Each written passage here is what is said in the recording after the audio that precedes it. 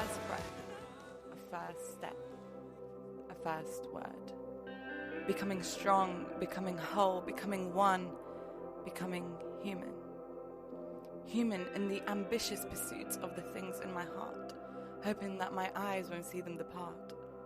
Human in the emotional parts hidden, because sometimes it feels that laughing too loud is forbidden. Human in the identities deeply rooted within, wondering if the story of who I am is only to begin. But assured of the idea that my story is finite, knowing that even the sun's light won't always burn bright. Yet some things in the ordinary day feel eternal. The soft-spoken touch of a mum, the words scribbled in my journal. The smile of a stranger, the rainbow stretched over the sky that I see. Am I just hopeful? Or am I fearful of the small things that define me? Thirsting to know, thirsting to be rational in the unexplainable. Am I seeking something sustainable or even attainable? A last breath, a last step, a last word. Human, 2023, who are we?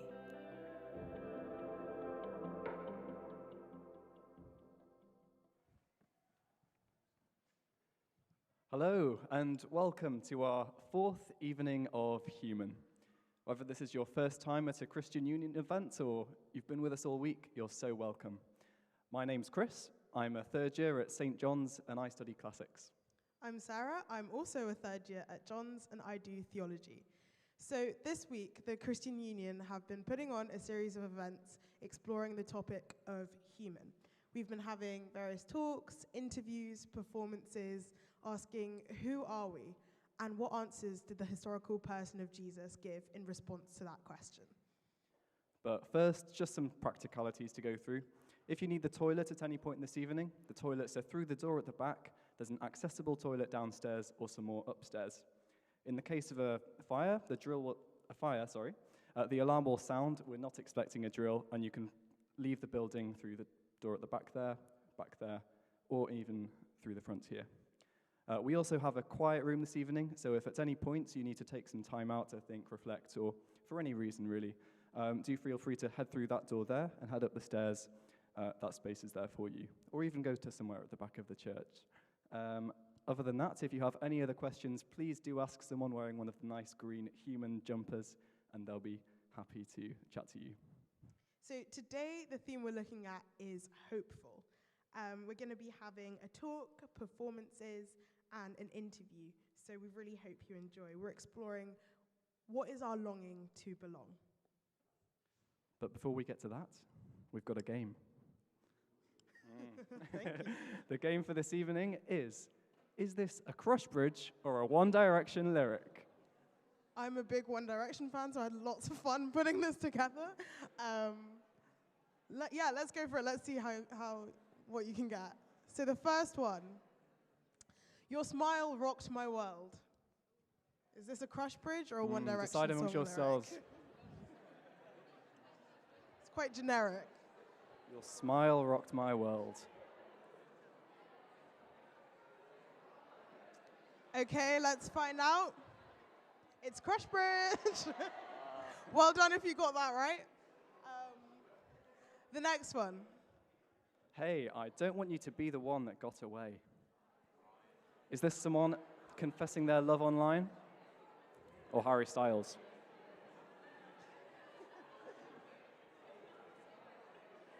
So what do we reckon? The answer is, it's a One Direction song lyric. Next question. So the next one is, when I saw your face, I fell in love.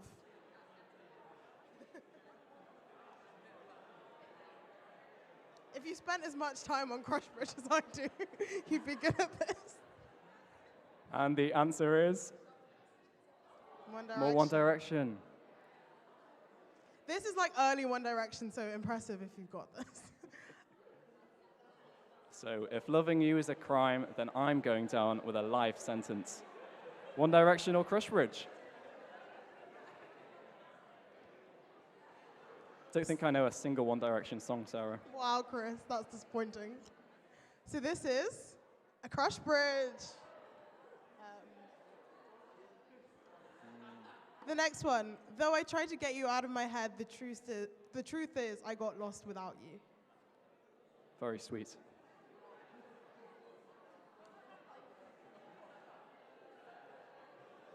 And the answer is? One of my favorite One Direction songs. So what's this? Your eyes are fiery night, dress snowy white, and hair gold as sunlight. Got a lot of rhymes. Could be a song. Or an aspiring poet. Exactly. And the answer to this one is? It's a crush bridge. Very poetic crush bridge. The next one. I'm pathetic for you the way I pine, for your sweet smile, your laughter, your return. Wow. I know, right?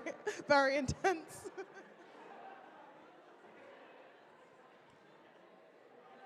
And the answer is? Crush bridge. A long It was crush a whole bridge. massive poem.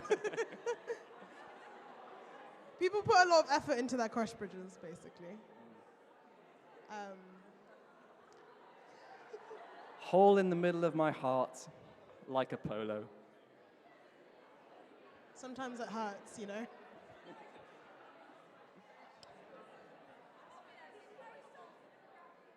So Is this it a crush bridge? Nah, it's a One Nah. Direction song. I love this song. My senses are telling me that we would be good together. Ooh, what's the consensus? Consensus. And the answer is? It's a crush bridge. I can't remember if Could that's that be the it? last one. Yeah, that could be it. Sounds like that's it. Yeah. Okay, hope you enjoyed that. And now we're going to invite Matt to the stage. He's our speaker for all of the evening events this week. Do you join us, Matt? Hey everyone, good to see you. Thanks so much for being with us. If you could tell the good audience, who are you and what are you doing here? Yeah, so hi everyone, my name's Matt. I live just on the edge of Cambridge, where I work for a church. I live just on the other side of Cambridge Airport, if you know that that exists, in a little village called Teversham. I've been there about 18 months, and I work for a small church that meets in the primary school, actually, in that village. So our theme for tonight is hopeful.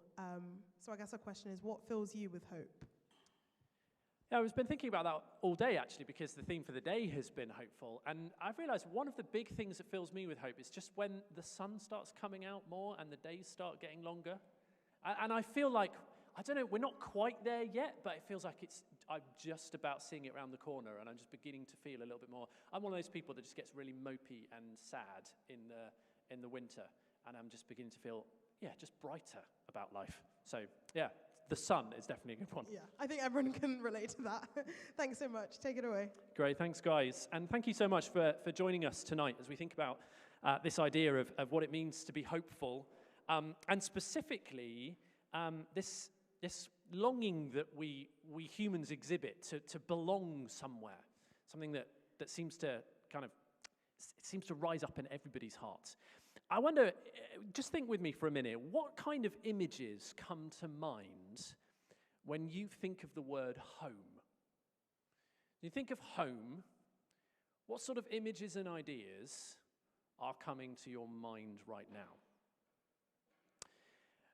I hope for most of us, these are very positive images, that you're thinking about something warm, perhaps kind of joy and laughter. I don't know, maybe it's sort of slightly sepia toned, perhaps even. Maybe there's a good kitchen with good home-cooked meal and people that you love around a table laughing together. Or a game being played with friends or family, something along those lines, something warm, maybe cozy because it's been a cold week, something along those lines. But it's also true that perhaps for some, the word home is not as positive, maybe even negative. It's a colder kind of word. It's somewhere which has felt unsafe in the past. Tragically, for some, we know home is actually a place of cruelty.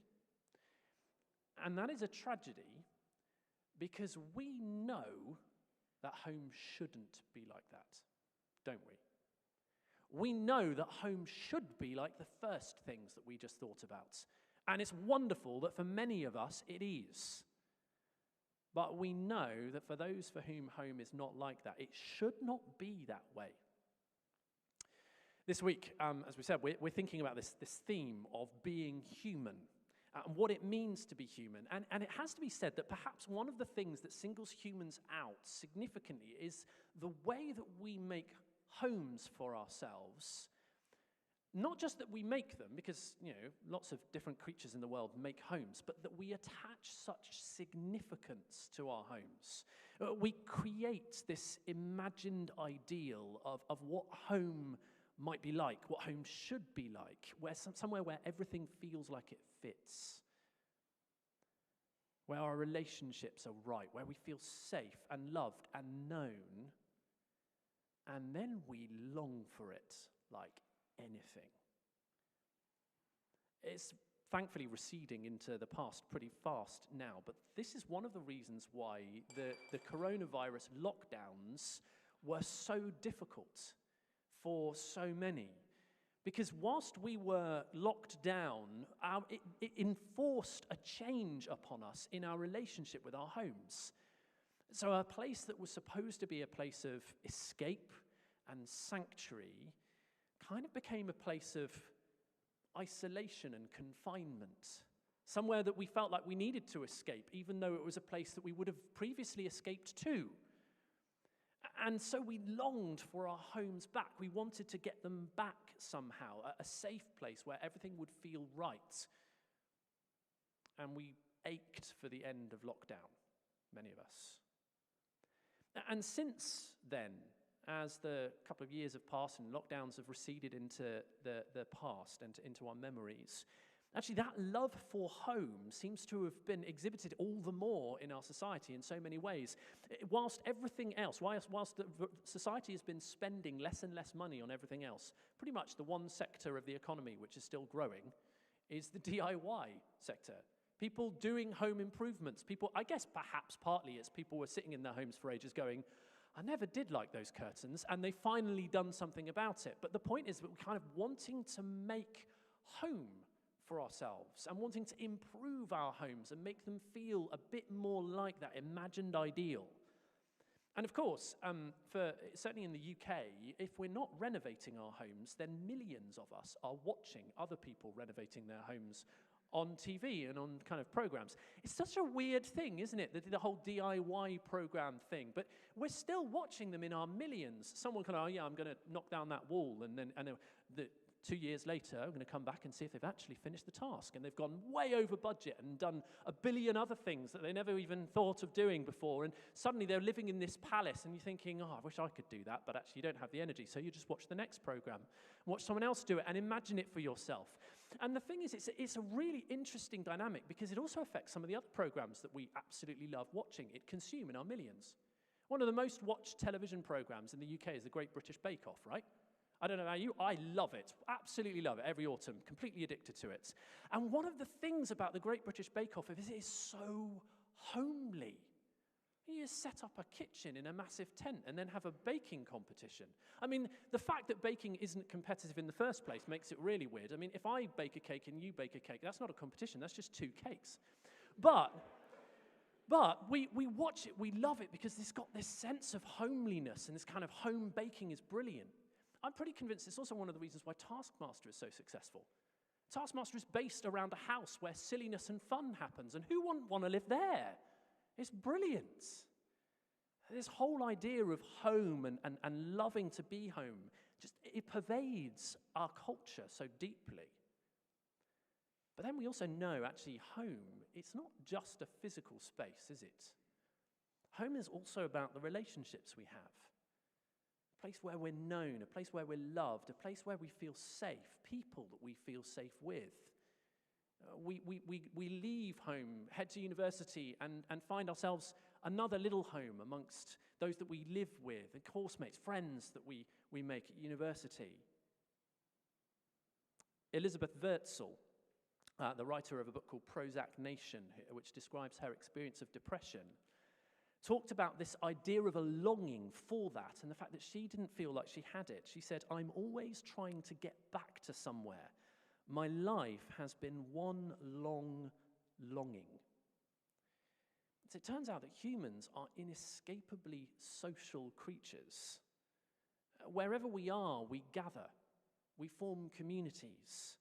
Even actually where we're not. When we're not there, online, when we're not physically there, we still gather and form communities, and Reddit and Discord and all sorts of different things. Communities about favourite podcast or the favourite game or whatever it might be. We have these little communities, interests, common interests, little homes that we make for ourselves wherever we go. And that is why it's such a tragedy that one of the other hangovers from the lockdown, it seems, is that in the UK, we are more lonely than we have ever been before. I don't know if you saw the statistics that were published just last year in 2022. One of the big headlines was about you guys, about students. That the survey of national loneliness had discovered that 1 in 4 current students in the UK would say that they feel lonely all or most of the time. And apparently as many as 1 in 2 would agree with the statement, "I feel lonely often," compared to 1 in 20 of the general adult population. So this is something which, if it's not you, it's the person sitting next to you, is experiencing at university often. A sense of loneliness, a sense of kind of wanting to find that home, that place where you fit, those relationships where you feel safe. And loneliness is such a big issue that it's being researched more and more. And it's been shown over the last few years that loneliness itself puts us at greater risk of all sorts of health problems. Don't know if you know this, there's an increased risk of cardiovascular disease, heart disease, lung disease, and strokes. There's an increased risk of mental health problems, which maybe that makes sense. There's a significant increased risk. It's one of the biggest risk factors towards developing alcoholism, loneliness. So much so that since 2018, the UK government has had a Minister for Loneliness. Did you know that? Since 2018 was appointed the Minister for Loneliness and continues to this date. It's such an important issue that there is actually a government minister. That's how big a deal it is when humans get lonely. And loneliness, of course, is nothing more than a longing for home, a longing to belong, to feel safe, to feel in those relationships and in that place of warmth and safety. And the point is, we know deep down, the reason we have a Minister for Loneliness in our country is that life shouldn't feel that way. That loneliness is wrong. People should not feel lonely. And I guess the big question we're thinking about this evening is why? Why do we know that that's not how life should be? Where does that should come from? At its biggest level, the drive, the longing to belong, basically drives us to make our world a better home, doesn't it? We long to improve our world in different areas. This is why people sign up to political ideologies. This is why people march on rallies for various different causes. We want to make our world a better place. We identify the problems that we see in our world, and whichever problem it is, we get passionately involved in seeking to try and address it. Because we want to make the world a better home, not just for ourselves, but for everyone, and perhaps future generations too. Which all prompts the question, what are we comparing our world to that we want to make it a better place? There's a sociologist at Harvard University called Steven Pinker who's written thousands and thousands and thousands of words on this. And one of the things that he writes regularly is about the fact that, objectively speaking, along many measures, the world we live in today is pretty much, objectively speaking, the best it's ever been. So he will constantly say that measures of equality are up compared to any other point in human history. Measures of violence are down across the world, globally. Not about local areas, but globally, down compared to almost any point in human history. Measures of poverty, down compared to almost any point in human history. He writes, "People today think of the world as a uniquely dangerous place. It's hard to follow the news without a mounting dread of terrorist attacks, a clash of civilizations, and the use of weapons of mass destruction. But we are apt to forget the dangers that filled the news a few decades ago and to be blasé about the good fortune that so many of them have fizzled out." And yet he also says, "We will never have a perfect world, but it's not romantic or naive to look toward a better one." All of which prompts the question, why? What are we comparing the world to? If in many ways it's never been better than it is now, where does the imagination to think of a better world come from? Why do we long for something different if this is what there is and it's as good as it is? What is it that we are comparing the world to? Certainly not something we've ever experienced. Madeleine L'Engle, the author who wrote A Wrinkle in Time, among other books, said this: "We are all strangers in a strange land, longing for home, but not quite knowing what or where home is. We glimpse it sometimes in our dreams or as we turn a corner, and suddenly there's a strange, sweet familiarity that vanishes almost as soon as it comes." So it seems that at the core of the human experience, you could almost say something that kind of marks us out as humans in this world, there is something of a nagging sense of, call it homesickness. We long for a home that we've never fully experienced. And somehow, we still know what it would feel like if we got there. And it's worth musing on the idea that if we find a longing in ourselves which can't be met in this world and isn't met in this world, is it possible that it points to the fact that we were made for another, a different world, a world that is genuinely better? One of the things we want to do this week is give opportunities for us to think about these questions together.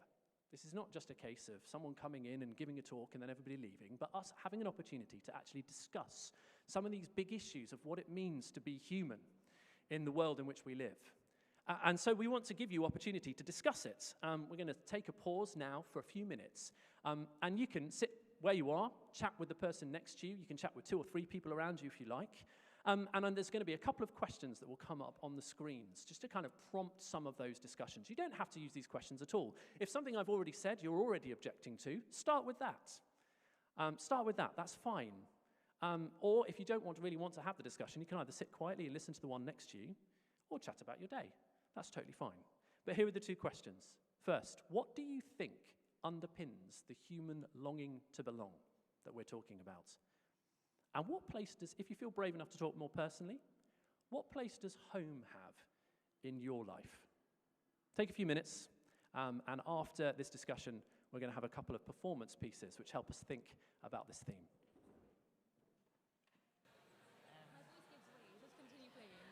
Great. Well, thank you for those conversations. They sound really interesting. We've got a few various performances now.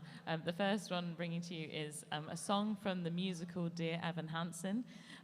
So if you haven't seen it, then Evan is probably a profoundly lonely character. I think the experience of being alone at school is probably something a lot of people resonate with. But Evan constructs a series of lies in order to defend a home that he longs for that isn't really his. And this song is essentially the anthem of the musical. And it is all that feeling of being found. And so it's said as a speech in the musical, and it goes viral because it's a feeling that touches so many people around the world. So this is You'll Be Found, performed mainly by the wonderful Nicole and assisted by me and Tom.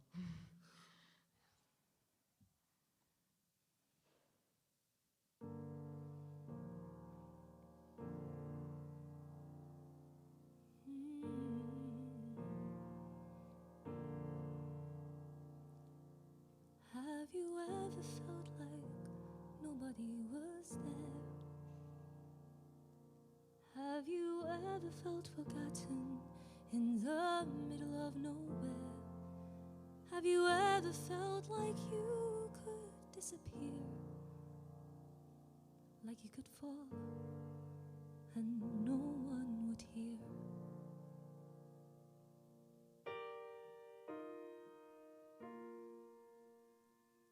Well, let that lonely feeling wash away, 'cause maybe there's a reason to believe you'll be okay.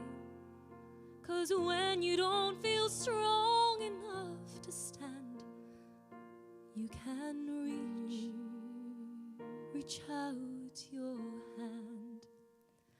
And oh,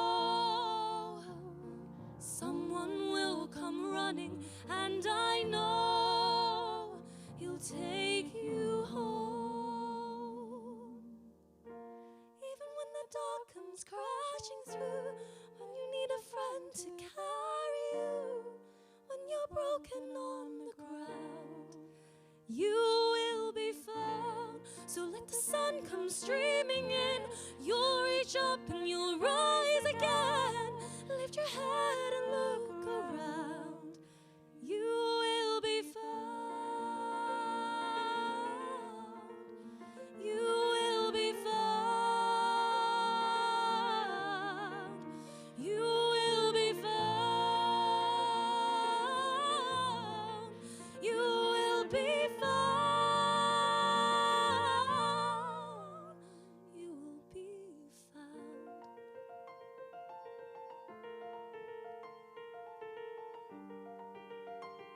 In Ephesians chapter 2, verse 10, it reads, "For we are God's handiwork, created in Christ Jesus, to do good works which God has prepared in advance for us to do." Amen.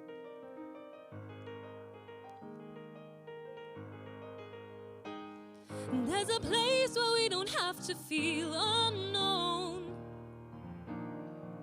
And every time that you call out, you're a little less alone. If you only say the word, from across the silence, your voice is heard. Someone will come running, oh, to take you home, to take you home, to take you home, to take you home. Even when the dark comes crashing through, when you need a friend to carry you, when you're broken on the ground, you will be found. So let the sun come streaming in, 'cause you'll reach up and you'll rise again. Lift your head and look around, you will be found. You will be found. You will be found. The morning is breaking and all is new. All is new. It's filling up the empty, and suddenly I see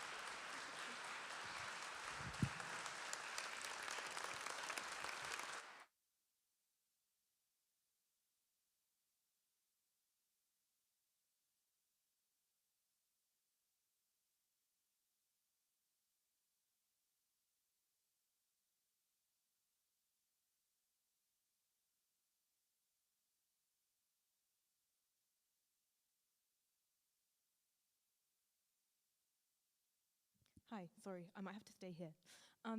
So we're about to play a piece called Gabriel's Oboe from the film The Mission. It's a film which is sort of loosely based on historical events about a man called Gabriel, hence Gabriel's Oboe, and a group of other people who go to a part of South America to tell the Guarani people there about Jesus. And it's set in the political backdrop of the Treaty of Madrid in 1750, where essentially that particular part of South America was handed over from Spanish to Portuguese rule. And the main thing that this meant for the Guarani people was that they were likely to become enslaved. So Gabriel turns up to this group of people, the Guarani, and he starts playing the oboe at them, kind of as you do. But partly to reassure them that he's not there to try and enslave them and colonize them, but also because he's there to hold out a hope to them, a hope that even though their families might be taken away from them, that their homes are potentially about to be destroyed, that they might lose their freedom and their identity, that there is a hope that there is actually a home where they can belong, a safe home where they can be loved, and that is a home that is not going to change, whether it's under Portuguese or Spanish rule or whatever other things might change. That's the hope that Gabriel's holding out to them.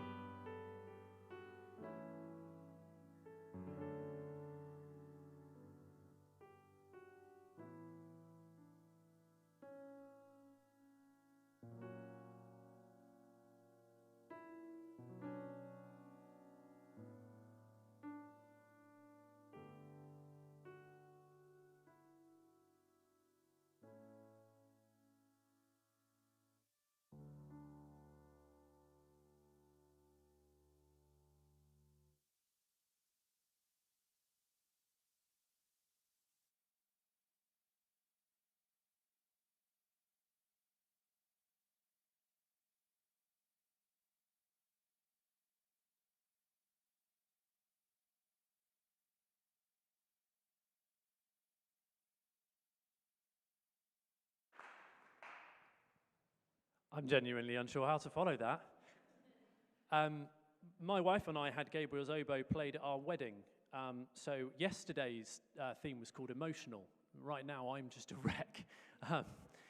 And all of these things speak into that longing we've been thinking about for home, our longing to belong, our longing for a place of safety, our longing for relationships of safety, somewhere where we fit, somewhere we feel right.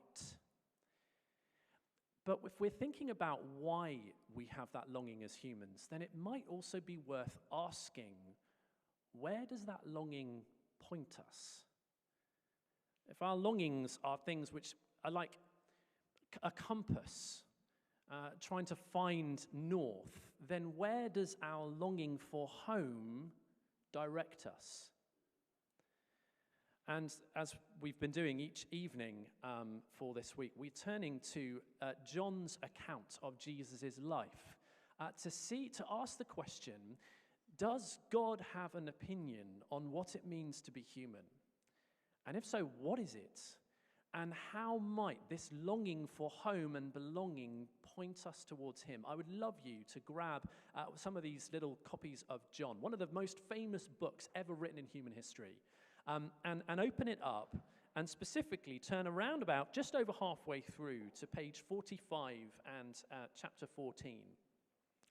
As we arrive here, at this point of John's gospel, about 2/3 of the way through, maybe a little bit more than that, Jesus and his friends are facing a huge crisis. This is a massive crisis point, particularly for Jesus' friends. They are eating together a really significant meal. And Jesus has just dropped 2 enormous bombs on them. And this longing for home surfaces. And in many ways, it's natural that home would be on their minds and on Jesus' mind, because the meal that they are eating together is the Passover. It's essentially the high point of the religious and cultural celebration every year in their lives. It would have meant being together with families. It would have meant eating together. It would have meant celebrating the idea of hope, and particularly the religious idea of hope that the culture puts in who God is. In some ways, it's not really a very good parallel, but perhaps the nearest thing we have each year would be Christmas. Getting together with family, eating together, celebrating hope somehow in the middle of dark winter. And that's what's going on as we reach John chapter 14. But the atmosphere as we reach into the room in which Jesus and his 12 friends are eating is a bit weird, to be honest. In fact, it's very strange. Because it turns out that Jesus knows that this is the last time that he is going to be eating with his friends. In fact, it's the last time he's going to be eating before his death. And as I say, he has dropped 2 enormous bombs on his friends. He said, first, I'm about to leave you. He knows he is about to go to his death. And second, you are all going to let me down. And we have to understand what's going on in the mindset of Jesus' friends at this point. In order to understand how that would have felt for them, you need to know that these friends have essentially set their hopes on Jesus. Their hopes for a better life. Their hopes for a restored relationship with the God who made them. Frankly, their hopes for home. Their longing that the world might become that place that fits, that everything feels right. And so they are totally shattered when Jesus says this, I'm leaving you and you are going to let me down. And it is into that context, into that emotional situation that Jesus says these words at the beginning of chapter 14. Do not let your hearts be troubled. You believe in God. Believe also in me. And that is a totally mad thing for someone to say. Completely crazy thing for someone to say. Except that actually, if you've been reading along in John's gospel up until this point, you'd have kind of been used to it by now. It may even pass you by. Because what Jesus has just said is, You believe in God, right? Well, then believe in me in the same way. In other words, he is explicitly claiming once again that he should be seen alongside God, as God, in human form. That's what he's suggesting. Put your hope in me in the same way as you put your hope in God, he says to his friends. At a moment when all hope suddenly seems lost, I'm leaving you, and you're going to let me down. How could Jesus say something like that? Because, verse 2, my Father's house has many rooms. If that were not so, would I have told you that I am going there to prepare a place for you? He taps right into the longing we're thinking about tonight. That longing for a better life, that longing for a better place, that longing for home. And then he says something simply astonishing. Little number 3. And if I go and prepare a place for you, I will come back and take you to be with me, that you also may be where I am. You know the way to the place where I am going. The image Jesus is tapping into is the image of an eternal home. A place not just where everything fits, but everything fits for good. And he says, I can promise you the home you long for, but have never known. Imagine that you and maybe a close friend decide that you're going to book some time away. And you book literally the most perfect bed and breakfast that you can imagine. It's, I don't know, maybe for you it's rural, maybe it's by a beach, maybe it's in the middle of a city, but it is literally perfect, the perfect B&B. For me, it's in the countryside, there's a roaring fire, there's probably roses around the door, and because I'm from Kent, there are hops hanging from the ceiling, because people in Kent do that kind of thing, and it's kind of weird, but it makes me feel at home. It's absolutely perfect. You ring up, you book, you give your names, and the owners of the B&B says, yeah, okay, let me write your names down in our book. And from that moment, because it's the perfect B&B, they're going to get everything ready for you. They're going to make your room exactly the way that you would want it to be. There's going to be fresh flowers. There's going to be freshly made bread. There's going to be perfect coffee for breakfast in the morning. It's going to be absolutely perfect. And then the day finally comes, you go to the B&B, you pull up in your car, and out walk the owners, and they say, hi, you must be Matt. Welcome, you're so welcome. Come on in. To an infinite degree, that is the image Jesus is painting. I am preparing a place for you. He says, I am going to get ready a place for you in the home you long for, but have never fully known. And of course, the question then is how? How does he go and prepare a place in the place that we long for, that have never fully known? How does he do this? Well, maybe the first question we should ask is why we actually need it in the first place. Because we all recognize that ache for home. Did you know that the word nostalgia seems to have a parallel in pretty much every culture? So linguists seem to have studied. The power of nostalgia seems to have some kind of a parallel in pretty much every single culture. What gives nostalgia such power? The answer is because somewhere at the very center of our lives, something has gone awry. Something has become distorted. And it turns out that we are made for a reality that we somehow have memory of, but never actually experience. What's that reality? The claim of Jesus Christ is that that reality is what he calls his Father's house. That we human creatures were made for a home with our Creator, with God. And the trouble is, though, although we experience a longing for that kind of sort of points us in that kind of direction, even if we can't put our finger on exactly what that longing is, that sense of homesickness that so many of us kind of feel floats around in our heart. At the same time, a big part of us doesn't really want that home. We're conflicted because, of course, being in someone's house means being in their culture, right? You go and visit someone, you enter into their own little culture of home. And every single family is weird. Every family. They all have their own weird idiosyncrasies of things they do.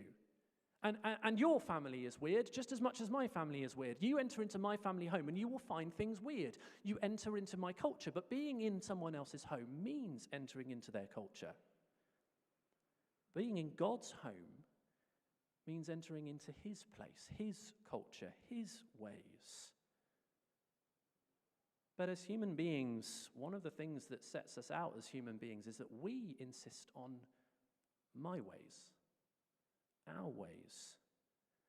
And so instead of one eternal home with the God who made us, we have 8 billion little individual castles designed to keep each other and God out.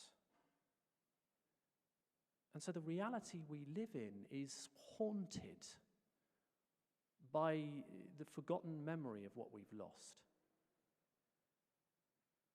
As the author Julian Barnes put it, I don't believe in God, but I miss him. And some people will say, well, in the end, surely God will sort it all out. He'll come and take us to be with him in the right home. Doesn't he have to? Isn't he good? Isn't that what God would do? Well, think back to that B&B for a minute. Imagine that instead of phoning up and reserving a place, you just pitch up one day. And you say, I'd like to stay. The owners will say to you, I'm sorry, but you don't have a reservation. We don't know you. But what Jesus is saying here to his friends at the moment of crisis, the moment where their hopes feel like they're being shattered, is if you will allow me, I will make your reservation. I will pay. Because the very next day, Jesus is going to walk knowingly and willingly to his cross. And he is going to die a death which is designed to pay all our debt, moral, spiritual, and to restore us to relationship with his Father, that we might know the home that we long for but have never experienced. That's the promise Jesus is making here. In my Father's house are many rooms. I am going there to prepare a place for you. I am going there because I am going to my death. And if you will allow me, I can take you there to be with me. That is the Christian claim, that our longings may be distorted, and our longing for home may be an echo, but somehow they still point towards the home we were made for. As I said, one of the things we really want to do is to give the opportunity for us to talk about these things. I've just laid out the Christian claim when it comes to this longing for home. And you may be sitting there thinking, rubbish. Or you may be sitting there thinking, I really wish it were true. Or you may be sitting there thinking, I'm really glad that's true.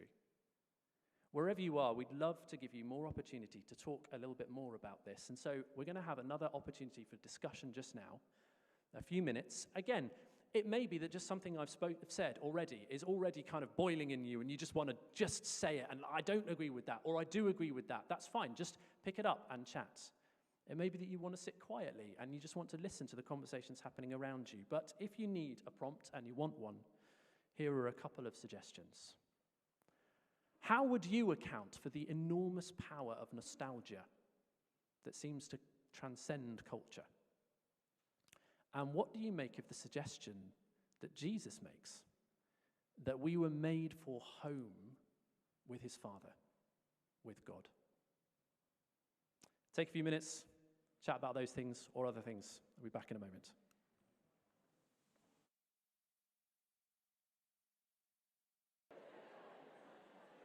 Well, I'm sorry, I'm going to break into your conversations again there. We will give you more opportunity to discuss before the end of the evening.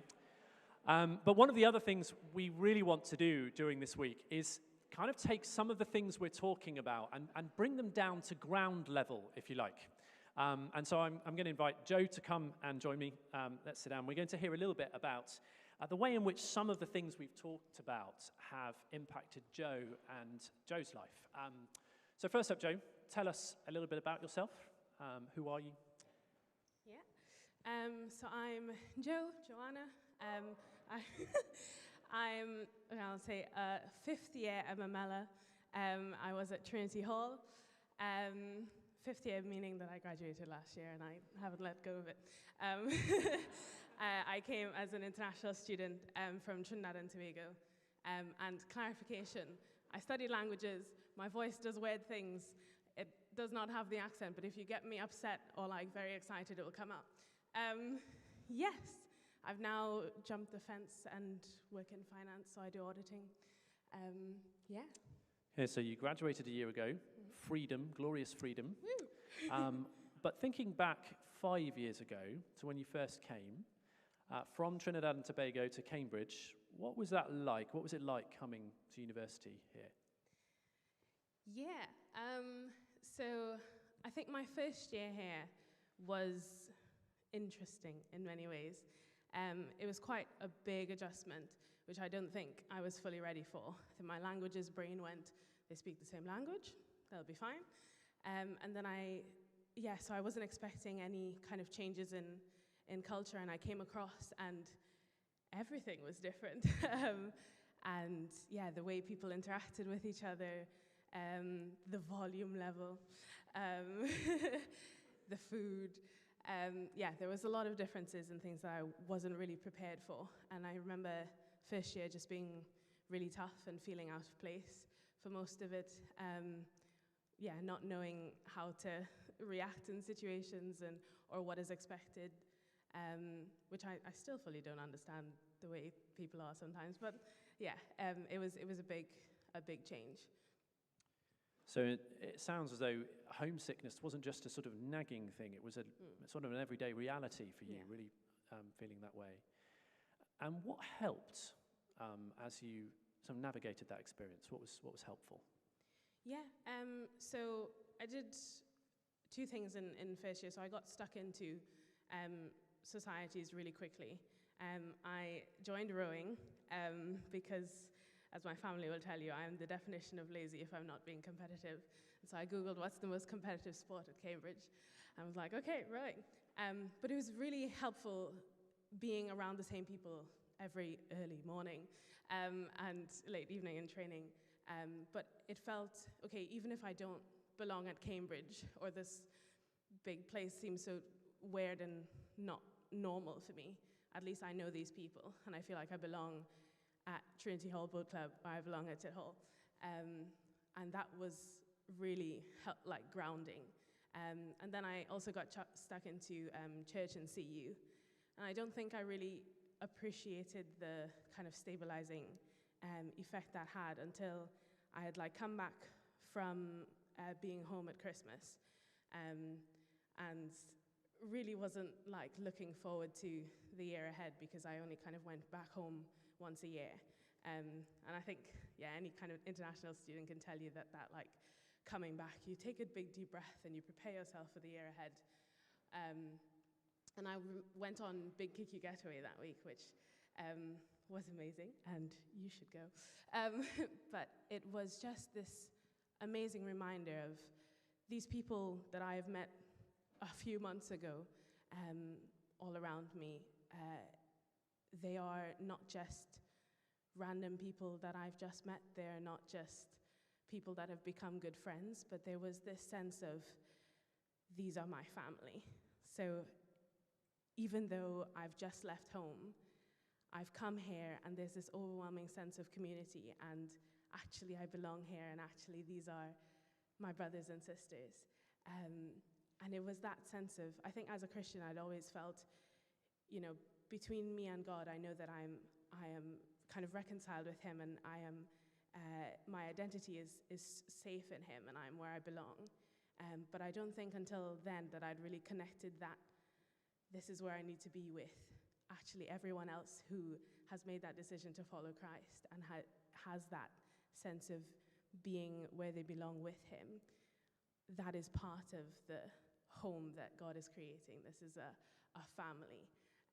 And so, yeah, whether or not I'm in Trinidad, once I'm with my family in Christ, I am where I'm meant to be. And that was just a really helpful and, yeah, great weekend of just being with people that I know are family and sharing in that kind of really deep connection and belonging. Yeah. So on a real heart level, spiritual level sense of being at home with those who are also at home with the Lord Jesus. And since then, we were talking the other day, as you've studied languages, you've experienced yet more different cultures.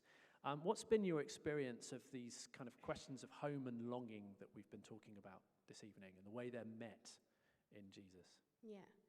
I think one of the big things that stood out to me was my year abroad, which was in the middle of COVID. And yeah, so my plans for my year abroad had changed multiple times. And I ended up settling on going to work for a church in Germany, which was amazing because the ML office was like, "You're speaking German, go ahead." And I didn't know the people I would be staying with. I didn't know the church at all. I'd emailed them. They were like, "Yeah, sure, come across. We could always use someone."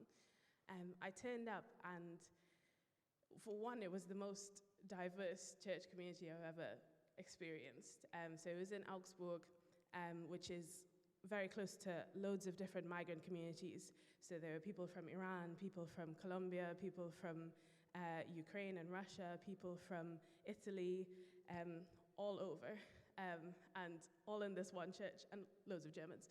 And I turned up, and it was just this very tight-knit community, even though they had all of these different languages and cultures and experiences. And it just, yeah, again, I had that sense of, oh, wow, this is home. There's this same kind of connection and deep kind of care and community here, which was amazing to see. And I think the ones that stood out to me the most, I got to help out a lot with so what we call Hauskreis, a small group from people from Iran. And it was a mixture of people, and a lot of them were trying to get leave to remain. And so they'd left home, and it was very uncertain. Some of them had left their families and were trying to see if they can kind of pave the way for their families to come join them. So there was a lot of uncertainty of being unsure whether they're going to be allowed to stay, whether their families are going to be able to come over, whether they're going to be able to provide for them. But at the same time, it was the most close-knit community, and probably the group that asked me how I was doing the most. Just very caring, just very loving and open, and there was that sense of peace, of whether or not all of my circumstances in life are in order right now, or I know what's going to happen tomorrow, or this judge might decide that they're going to send me back. There was a sense of peace, and there was that sense of community, and they really supported and cared for one another.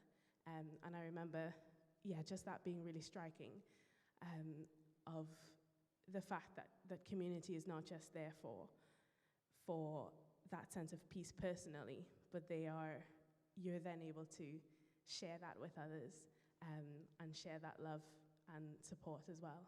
Yeah. Fantastic. Thank you, Joe. I'm going to ask you one more question, which is, if someone was sat here this evening going, I recognize that longing, I recognize that feeling of homesickness, and I'm hearing this claim that I can find what I'm looking for in Jesus, what would you advise they do? Yeah, I'd say talk to him.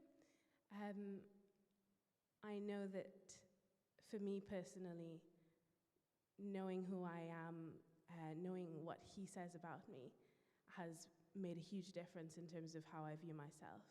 And then knowing that there are other people who have come to that same realization and are living that same life with him and are there as a support and as a community has been hugely massive.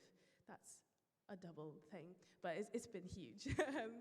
And I think that has made all the difference in the way that I approach life and the way that, things have played out for me. I would say talk to him and find out what he's really about, because he is a God that isn't standing far away and separate, but he is close and personal, and he builds community with us personally, and he builds community with all of us who are following him.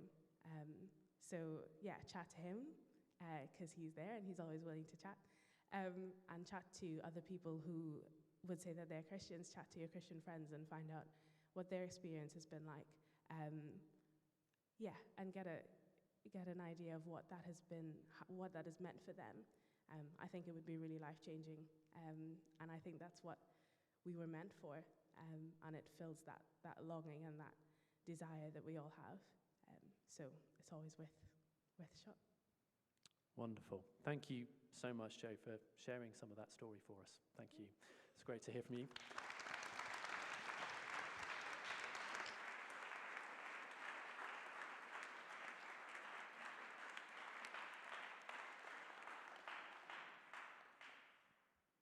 So we're going to begin to wrap things up for the evening. We've been thinking about this homesick sense, this longing to belong, this longing for home that seems to run through so many of our hearts and seems to characterize something of what it means to be human. And we've heard the way that Jesus speaks to his friends just as that longing really rises, and he promises them the home that they've never experienced but have always longed for. And in many ways, that is the invitation that Jesus has for us this evening, for every one of us. Come home. Will you come home? And of course, the question really then is, well, how? And wonderfully, in that little bit of John's Gospel, one of Jesus' friends helps us because he asks almost precisely that question. The obvious question. Thomas, he's called, he really doesn't quite get what Jesus is saying, it turns out. And so little number 5 on page 45, if you've still got them with you, this is what Thomas says. Lord, we don't know where you're going, so how can we know the way? It's the obvious question. And Jesus' answer is wonderful. Jesus answered, I am the way and the truth and the life.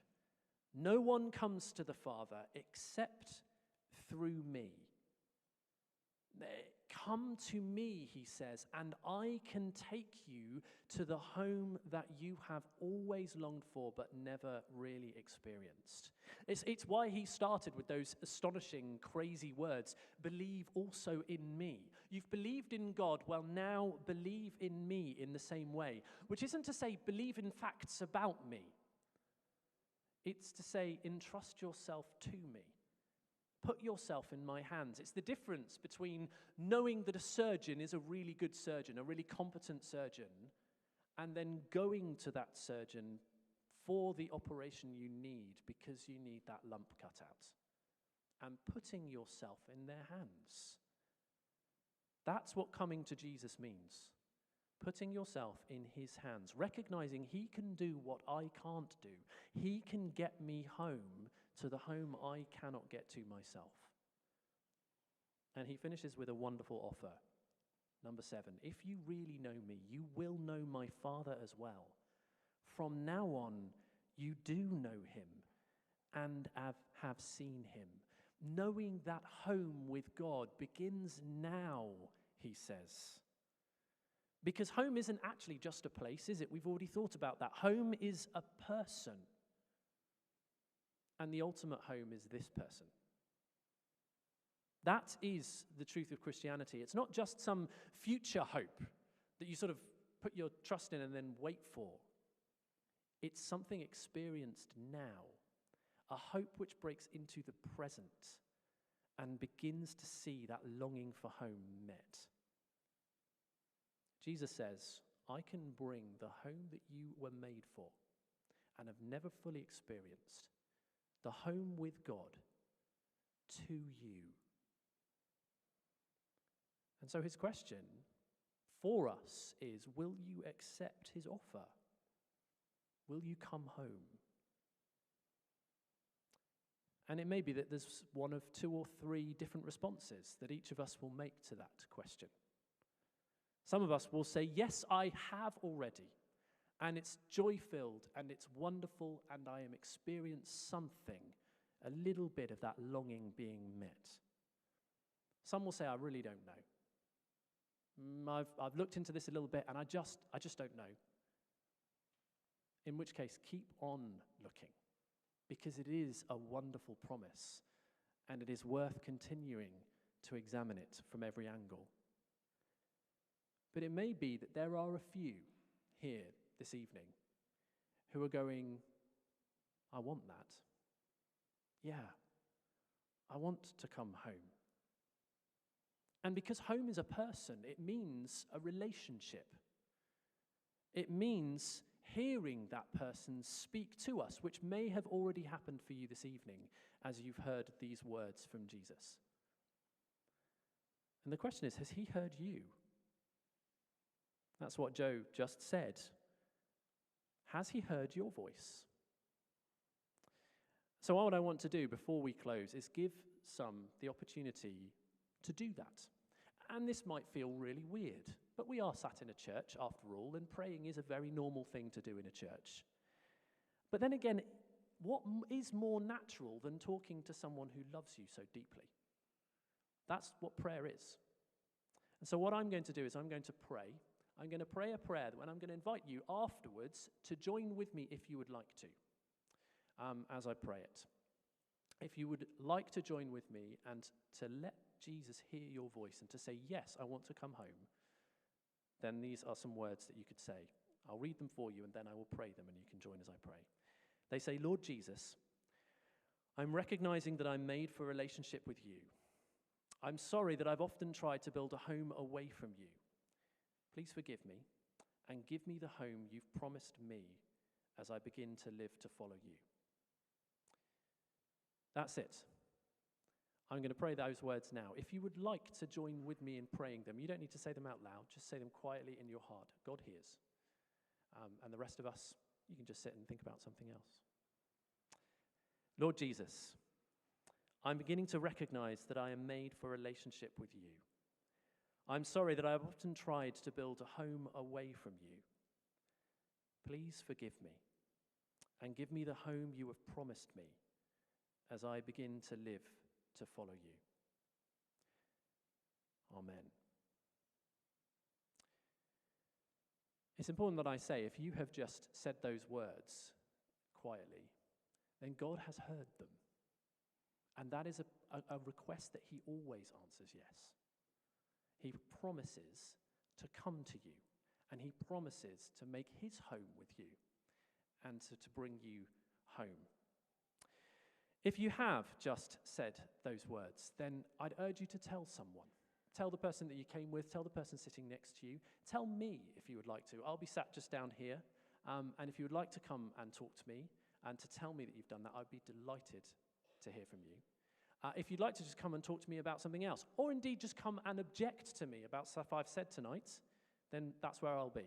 Come and find me, and a few of the others who are helping the See You Out this week will be down there too, and you can come and chat with us. But there is one other way that you might want to respond and might want to kind of respond to what we've been hearing tonight. We have a QR code, which I'm going to ask to be put on the screen. just now. It's really massive tonight, so everybody can scan it. And what I want you to do is to pull out your phone right now. If everybody could do this and scan this QR code, that would be really helpful, because this is an opportunity to actually tell someone. Best of all, tell the person that you came with, tell me now this evening. But also, you could use this QR code to tell us that you have just prayed this prayer. What I would love is for everybody to use this QR code to say something to us. There's an opportunity to leave your contact details if you would like to. And then there's a free text box under that QR code where you can write a response. Maybe you could just write 3 or 4 words. You could write pie in the sky, if you like. If you haven't been convinced at all, that's totally fine. If you're thinking, I'm unsure, but I think I'd like to know more about this, write, want to know more. Maybe you'd like to be invited to church by one of the Christian Union members who come along to one of the churches in Cambridge. Then write, invite me to church. But if you have prayed that prayer this evening, can I ask you to write 3 words? Count me in. And leave your contact details, because we'd love to get in touch with you and begin walking with you as you find that longing for home beginning to be realized through relationship with the risen and reigning Jesus Christ. One more thing, there's a bookstall at the back. There's a book on there called Making Sense of Life by a man called Michael Otts. Chapter 7 in this book is called Making Sense of Loneliness. If anything that I've said tonight has raised that feeling that makes sense, then reading that chapter of that book would be a really good next step. It's free, so please take away that book. And there's a whole load of other making sense of chapters that you might find really useful and interesting. So please grab that from the bookstall as you go. Take it away on us. And as I've said all evening, we want to give opportunity for discussion for these things as well. And so we're going to have one more opportunity for you just to talk over some of these things. And it may be that you just want to talk over, wow, this is how this has affected me tonight. This is how this is making me feel. This is what I object to. This is what I agree with. Or again, if you would like to use the question on the screen, there's just one. It will come up. What do you make of Jesus' promise that he can give us the home we've never known but long for? We'll give you a few minutes, and then Sarah and Chris will come and wrap things up. Hi, everyone. We just wanted to say a massive thank you for coming. We hope you've had a good time and learnt just a bit more about the one in whom we find our ultimate family, who we find our ultimate belonging in. And the conversations don't have to end tonight. Human's going on for one more day. Tomorrow we'll be looking at the theme of finite. All the events will be in the same places that they've been today. So for the evening event tomorrow, do come back, same time, same place. All the information will be on the flyers. And yeah, feel free to stay and chat. And as Matt said, he'll be over there. If you want to chat, pray, ask questions. If you prayed that prayer, we'd love to hear from you. So feel free to stick around. And yeah, of course, there's a couple more ways you'd like to respond to what you've heard this evening. One of those, as Matt says, is the bookstall. The books are free. And yeah, do have a look at that book by Michael Otts and chapter 7. Yeah, Making Sense of Loneliness, would really recommend. Yeah, and the QR code with the response form will stay open, so please feel free to go back to add to that. The reason we're so passionate about responses is because we think what we've learned here isn't just facts to learn, but real truth to live by. So whether that's something as simple as saying, hey, I want to read through the Gospel of John with someone or go to church with someone, yeah, it would be great to hear that. We also have an upcoming series of events called The Search for the next 4 Mondays. So they'll be having it 7:30, just exploring more of the questions we've been talking about tonight. Who is Jesus? What is the life and the home that he offers us? So if you want to keep thinking about those things, we'd love to see you there. And yes, that's all from us for tonight. So thanks for coming, and we hope we'll see you tomorrow.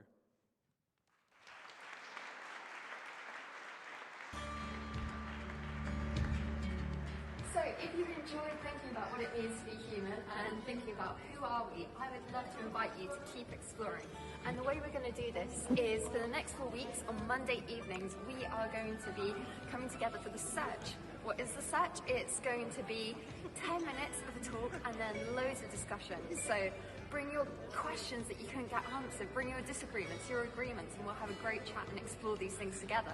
Let's head over there.